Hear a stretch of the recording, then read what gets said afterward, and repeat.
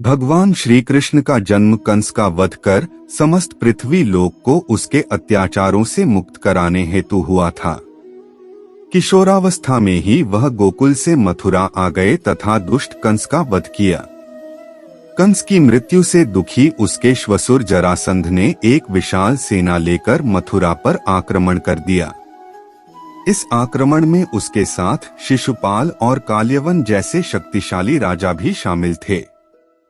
जल्दी ही सेना मथुरा जा पहुंची और मथुरा की राजसभा में कृष्ण तथा बलराम को सेना को सौंपने का संदेश भेजा गया। इस युद्ध को टालने तथा मथुरा के निर्दोष नागरिकों को बचाने के लिए कृष्ण ने रातों रात वहां से सैकड़ों किलोमीटर दूर समुद्र में एक नई नगरी द्वारिका का निर्माण करवाया। अपनी माया से उन्होंने समस्त नागरिकों, उनके पशुओं तथा संपत्ति को नींद में ही नई नगरी में पहुंचा दिया। अगले दिन सूर्योदय के समय कृष्ण तथा बलराम जरासंध की सेना के सामने जा पहुंचे और उसे लड़ने के लिए चुनौती दी। जैसे ही जरासंध और दूसरे राजाओं ने कृष्ण को मारने के लिए शस्त्र उठाए, दोनों भाई भागने लगे। उन भाइयों के पीछे जरासंध तथा काल्यवन जैसे राजा भी भागने लगे। कुछ ही देर में दोनों भाई बहुत आगे निकल गए और उनके पीछे केवल मात्र काल्यवन रह गया। उसे देवताओं ने वरदान दिया था कि उसकी हत्या किसी अस्त्र या शस्त्र से नहीं होगी।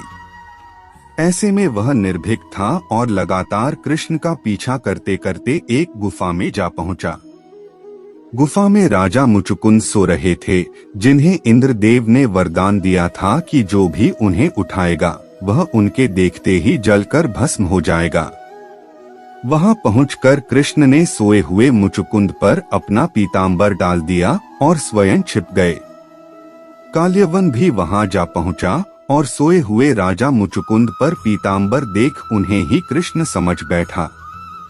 उसने मुचुकुंद को उठाने के लिए लात मारी, जिसके कारण उनकी निद्रा खुल गई और उनके देखते ही काल्यवन वहीं पर जलकर भस्म हो गया। तत्पश्चात कृष्ण ने राजा मुचुकुंद को अपने चतुर्भुज स्वरूप में दर्शन दिए और उन्हें मोक्ष पाने का वरदान दिया। वहीं दूसरी ओर जरासंध और बाकी राजा पूरी तरह से खाली मथुरा देखकर वापस लौट गए। कृष्ण चाहते तो स्वयं भी काल्यवन और अन्य अधर्मी राजाओं का वध कर सकते थे, परंतु देवताओं के दिए वरदान का मान रखने के लिए ही उन्होंने काल्यवन को राजा मुचुकुंद के हाथों मरवाया।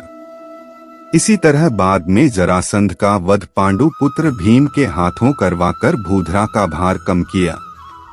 इस कहानी के बाद कृष्ण के नाम के साथ हमेशा के लिए रणछोड़ जोड़ दिया।